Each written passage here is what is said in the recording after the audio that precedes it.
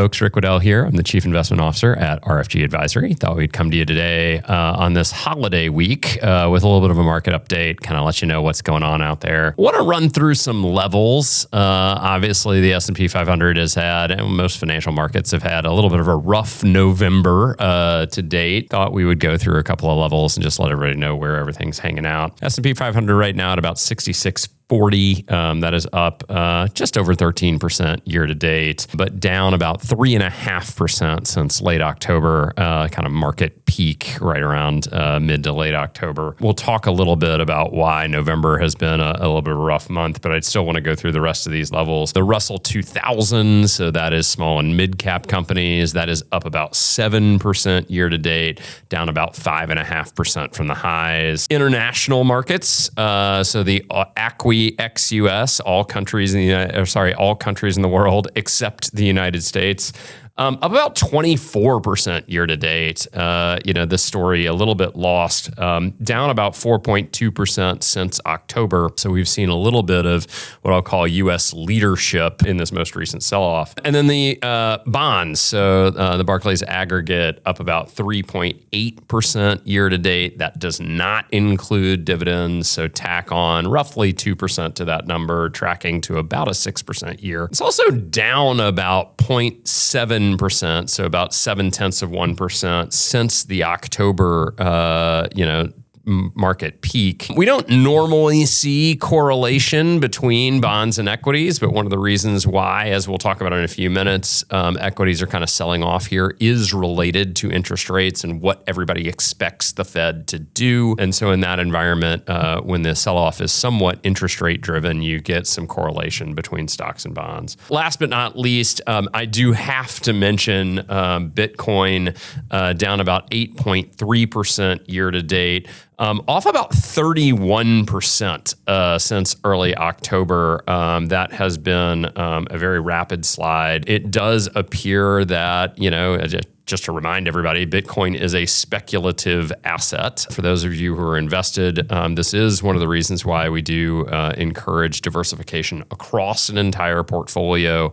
If you think about where all these different asset classes are, Bitcoin was leading the year up, kind of 30+% prior to this sell-off. And would just remind everybody that as with anything, this is an asset class that is very, very speculative, very, very volatile. And so we encourage you to maintain a diversified portfolio across all your holdings, not put all your eggs in one basket. Let's talk about the two things that are kind of driving the market. The first is, as we talked about, a little bit of this interest rate game. Okay, what is the Fed going to do next? Coming out of the last Fed meeting, we got an interest rate cut. I think everybody was sort of expecting to see a cut in December. And then we got two pieces of information that I think were kind of new news. The first was when we sort of looked at the meeting minutes from the last Fed meeting,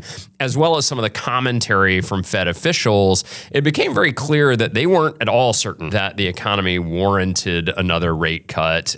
In fact, you saw dissents on both sides. Some people thinking that we shouldn't cut at all.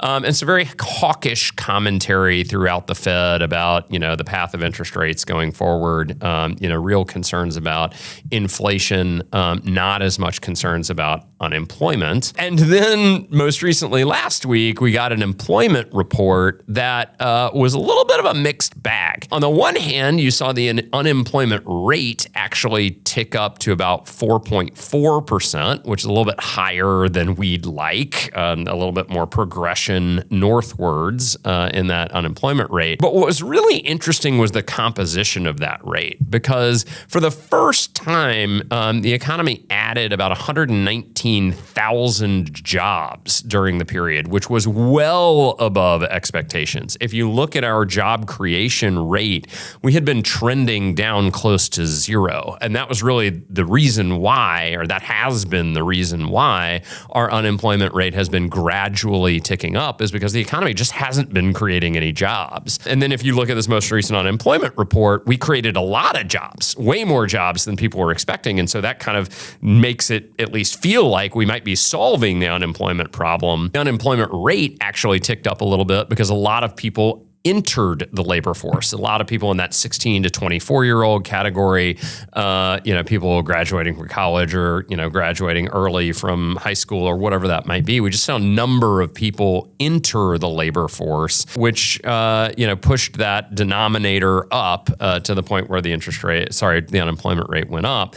But the positive news out of that unemployment report was just the sheer number of jobs created. And so a lot of people interpreted those two factors as, a reason for the Fed to not cut rates. And indeed, we saw some hawkish commentary last week. That started to maybe move a little bit in the other direction. Now we're seeing, we got a little bit of dovish commentary from one of the Fed officials on Friday. It's not uncommon for the market to have these kind of temper tantrums one direction or another when questions around interest rates are at play. Will they cut? Will they not cut? What's the future path of rates?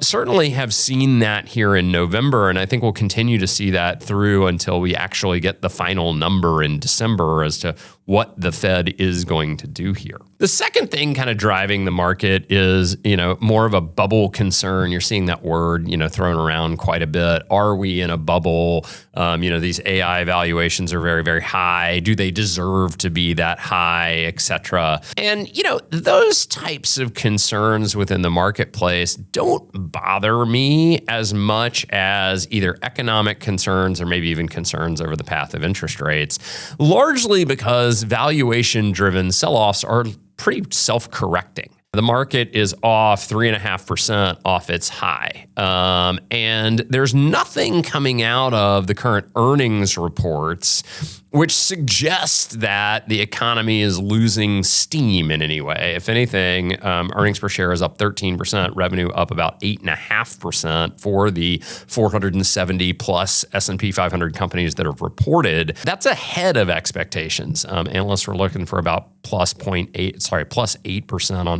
the earnings side and plus 6% on revenue side. So really what you're seeing when you see that sort of are we in a bubble type sell-off is purely a debate around valuation. And the thing about that is that the further the market sells off, the more attractive it looks relative to where it recently was, which frequently gets people to, kind of buy the dip, if you will, because there's nothing in the fundamentals that suggests that we can't run back up to that particular valuation multiple. And as analysts start to update their overall, earnings projections for 2026, and they incorporate, the most recent beat, et cetera, that then provides further support for, maybe that valuation multiple is a little bit lower than we thought it was, et cetera, et cetera. And these things tend to be self-correcting. So I'm not as concerned about that bubble narrative in the marketplace because once again, I don't see anything in the economic data to tell me that something's bursting.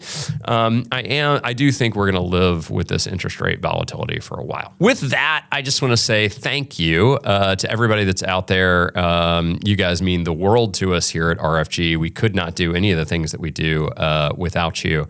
So we appreciate the trust and the confidence and the faith that you place in us. It is a time of Thanksgiving, and giving thanks in and of itself is hugely important. So I just want to say personally, I am very thankful for each and every one of you. If you have any questions about anything that we've talked about or anything in general, please feel free to reach out to myself or to your advisor. I hope you're having a great day, and I look forward to talking to you again soon.